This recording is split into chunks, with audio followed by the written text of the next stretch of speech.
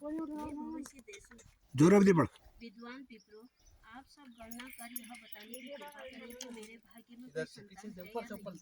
तत्काल राजा के प्रश्न का उत्तर देने के लिए विद्वान ज्योतिषियों ने अपनी ज्योतिष गणनाएं प्रारंभ कर दी। कुछ समय तक सब गंभीर होकर राजा की ओर देखने लगे। राजा ने कहा, आप लोग संकोच त्याग कर सच्ची व्रत कहिए। व्रती है ना, व्रत कहिए। ज्योतिष बोले, हे राजन, आपके प्रश्न का उत्तर प्रश्न का बढ़ाने वाला नहीं है, फिर सत्य को छिपाना नहीं है, आपको बता ही देना है। आपके एक अत्यंत रूपवान, बुद्धिमान, धर्मवान, धर्मपरायण कन्या उत्पन्न होगी। इसके अतिरिक्त वो भी अपने विवाह के 1 वर्ष बाद विधवा हो जाएगी। यह विधि का विधान है। ज्योतिषियों की भविष्यवाणी सुनकर राजा बहुत दुखी हुए। वे कन्या और अपने राज्य की भविष्य चिंता में बहुत दुखी हो गए। कालांतर में राजा के एक कन्या उत्पन्न हुई। वह समयानुसार बचपन व्यतीत कर युवा हुई और विवाह योग्य आयु की हो गई। राजा अपनी कन्या के विवाह का परिणाम सोचकर भी दुखी हो गए। वे ये सोच विचारने लगे कि कुछ बचाव का प्रयास किया जाए। ऐसा सोचते सोचते देव प्रेरणा से राजा को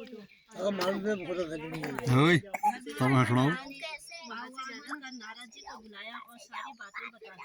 नारद जी कुछ पल विचार कर बोले, हे राजन, तुम अपनी कन्या के विवाह का दायित्व तो उसी पर छोड़ दो। तुम अपनी कन्या से कहो कि वह अपने लिए स्वयं ही कोई योग्य वर तलाश ले। तुम्हारी कन्या जिस युवक को अपने भावी पति के रूप में तुम्हारे सामने प्रस्तुत करे, तुम उसी के साथ अपनी कन्या का पूर्ण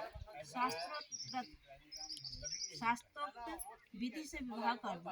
राजा ने अपनी कन्या सावित्री को बुलाया और नारद जी की बातें बताकर पूछा, हे पुत्री सावित्री, तुम कहो, तुम्हारा क्या विचार है। सावित्री बोली, हे पिताजी, मैं नारद जी आदेश का प्रसन्नता पूर्वक पालन करूंगी। राजा को कुछ सांत्वना प्राप्त हुई। वह राजपुत्री सावित्री से सखी सहेली, दास दासियों और अनुचरों सहित भावी पति के योग्य व्यक्ति को ढूंढने में भ्रमण करना प्रारंभ कर दिया। अनेकों नगर, वन, प्रांत पार कर सावित्री एक छोटे से रमणीक जंगल में पहुंची। वहां पहुंचकर सावित्री ने अपना रथ रुकवाया। कुछ देर प्रकृति की सुंदरता निहारने के बाद सावित्री विश्राम करने लगी। आंख खुलने पर एक वृक्ष की डाल पर बैठकर कुल्हाड़ी से लकड़ी काटता एक सुंदर, बलिष्ठ, गौर वर्ण युवक दिख पड़ा। वह युवक को देखकर सावित्री का ध्यान उस युवक के चेहरे का भाव, मुखाकृति और स्वभाव का अध्ययन करती रही। युवक का मौन निरीक्षण करते हुए काफी समय व्यतीत करने के बाद सावित्री ने अपने अनुचरों द्वारा उस युवक को बुलवा भेजा। सावित्री द्वारा बुलाए जाने पर सत्यवान उसके पास आ पहुंचा। सावित्री द्वारा परिचय पूछे जाने पर सत्यवान ने कहा, हे राजकुमारी, मैं दरिद्रता प्रभावित कुलीन युवक हूँ। इसी जंगल में रहता हूँ। मेरे साथ मेरे ही माता पिता भी रहते हैं। वे अंधे हैं। मैं जंगल की लकड़ी काटकर बाजार में बेचता हूँ। इसी से हम तीनों प्राणियों का जीवन निर्वाह होता है। मेरा नाम सत्यवान है। आप कहिए, मैं आपकी क्या सेवा करूँ। उस सत्यवान नामक युवक की शालीनता, शिष्टता और स्पष्टवादिता से सावित्री बड़ी प्रभावित हुई। उसने युवक के गुणों से प्रभावित होकर उससे विवाह करने का निश्चय किया। ऐसा निर्णय लेते ही सावित्री ने युवक से शांत गंभीर स्वर में विनम्रता पूर्वक विवाह का प्रस्ताव रखा। सावित्री का प्रस्ताव सुनकर सत्यवान ने कोमल नम्र स्वर में कहा, हे राजकुमारी, मेरे साथ विवाह करना आपके लिए उचित नहीं है। मेरे साथ ही आप भी दुखों और संकटों से घिर जाएंगे। इसके बाद सावित्री बार बार विवाह का आग्रह करने लगी। सत्यवान तरह तरह से समझाता रहा, लेकिन सावित्री के हट करने पर सत्यवान ने कहा, समीप ही मेरी कुटिया है, वहाँ मेरे माता पिता हैं, आप उनके पास चलें। अच्छा हो कि यह बात उनके सामने हो। सत्यवान के प्रस्ताव से उत्साहित होकर सावित्री उसकी कुटिया में गई। वहां सत्यवान के अंधे माता पिता ने भी सावित्री को हर तरह से समझाया, पर सावित्री ने अपनी ओर से उन्हें तरह तरह से आश्वस्त कर विवाह को सुखद प्राप्त करने में सफलता प्राप्त कर ली। सत्यवान ने भी विवाह के लिए स्वीकृति दे दी। सत्यवान की कुटिया से लौटकर सावित्री अपने पिता के पास पहुंची और संपूर्ण वृत्तांत बता दिया। सावित्री अपने पिता से वार्तालाप कर ही रही थी कि उसी समय नारद जी आ पहुंचे। वे बोले, तुमने अपने पति किसे चुना है। इस पर सावित्री ने पुनः सारी बातें नारद जी के सामने भी दोहरा दी। नारद जी बोले, सत्यवान एक गुणवान रूपवान सदाचारी सज्जन युवक है, परंतु विवाह के 1 वर्ष बाद ही उसकी मृत्यु हो जाएगी। इसलिए हे सावित्री, तुम अपने लिए पुनः किसी अन्य व्यक्ति को चुनो। सत्यवान अल्पायु कम उम्र में मरने वाला है। नारद जी की बात सुनकर सावित्री बोली, हे नारद जी, देव भय से मैं धर्म विमुख नहीं हो सकती हूँ। हिंदू नारी जीवन में एक बार अपने पति का चुनाव करती है। मैं सत्यवान को अपना पति चुन चुकी हूँ। अब वचन भंग का पातक नहीं करूंगी। नारद जी ने भी सावित्री के पिता से उसे तरह तरह से समझाया और सावित्री सत्यवान से ही विवाह करने पर दृढ़ रही। तो नारद जी ने कहा, तुम्हारा कल्याण हो, जीवन सुखी हो।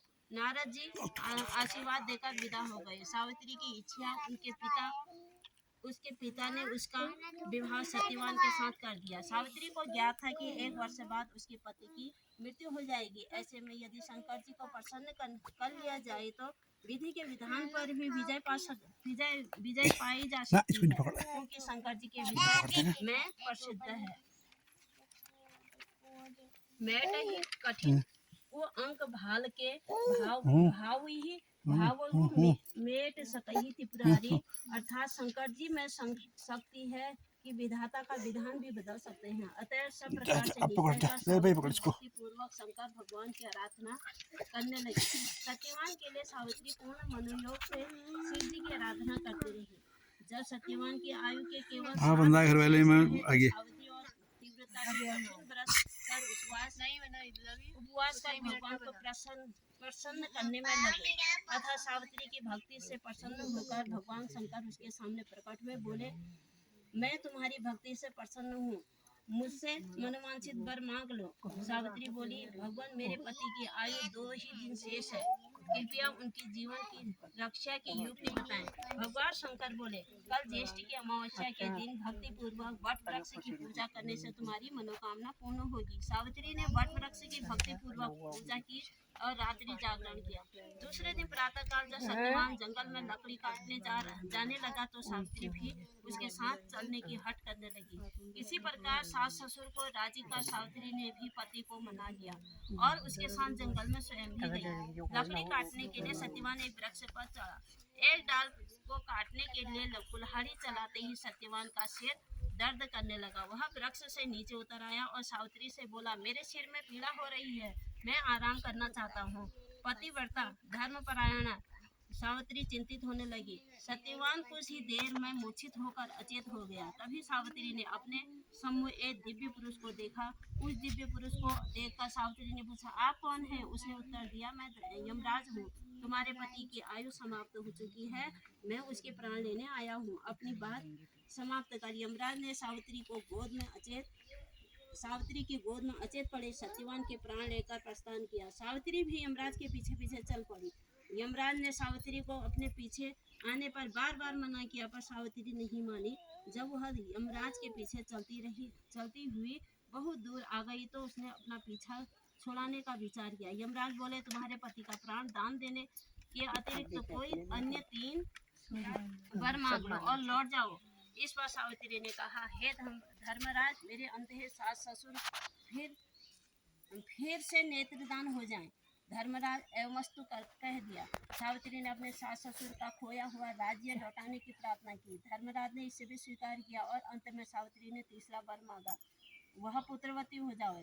धर्मराज ने भी तीसरा वर भी स्वीकार कर लिया। वरदान देकर धर्मराज शीघ्रता से आगे बढ़े। कुछ दूर जाने के बाद धर्मराज ने पीछे मुड़कर देखा तो पाया कि सावित्री अभी भी पीछे पीछे चली आ रही है। इस पर क्रोधित होकर धर्मराज बोले, मैंने तुम्हारे 3 वरों को स्वीकार कर लिए, फिर तुम मेरे पीछे पीछे क्यों आ रही हो? सावित्री बोली, भगवान, आपने मुझे पुत्रवती होने का वर दिया है, फिर भी आप मेरे पति के प्राण लेकर जा रहे हो। पति के बिना मैं कैसे पुत्रवती बनूं? और सावित्री का तर्क सुनकर और अपने वरदान देने की गलती का अनुभव कर धर्मराज बौखला गए। पुनः संयत होकर बोले, सावित्री, बड़ी चतुरता से तूने मुझे धर्म संकट में डाला है। जाओ, वरदान असत्य नहीं होगा, अपने पति के पास जाओ, तुम्हारे पहुँचते ही सत्यवान जीवित हो उठेगा। सावित्री अपने पति के पास लौटकर आई तो वह जीवित हो उठा। दोनों प्रसन्न होकर घर आए। कुछ ही समय में यमराज ने दोनों वरदान भी पूरे हो गए। सावित्री के सास ससुर को दिखाई देने लगा, उनका राज्य भी वापस मिल गया। यह सब शायद अमावस्या के व्रत का प्रभाव था। इस व्रत को सर्वप्रथम सावित्री ने मनाया, अतएव इस व्रत का दूसरा नाम वट सावित्री वटम भी हुआ है। हे भगवान, जिस प्रकार आपने सावित्री को अटल सुहाग दिया, वैसे ही सबों को देना जो आपका भक्तिपूर्वक व्रत करे। सावित्री के पिता को पुराने श्राप से मुक्ति प्राप्त हुई। सावित्री के पिता अश्वपति को भी 100 पुत्र प्राप्त हुए और सावित्री सत्यवान ने भी 100 पुत्र प्राप्त करके दीर्घायु तक राज भोगा और अंत में वैकुंठ सिधारे। प्रत्येक सौभाग्यवती स्त्री के लिए यह व्रत करना आवश्यक है। बोलो सती सावित्री की।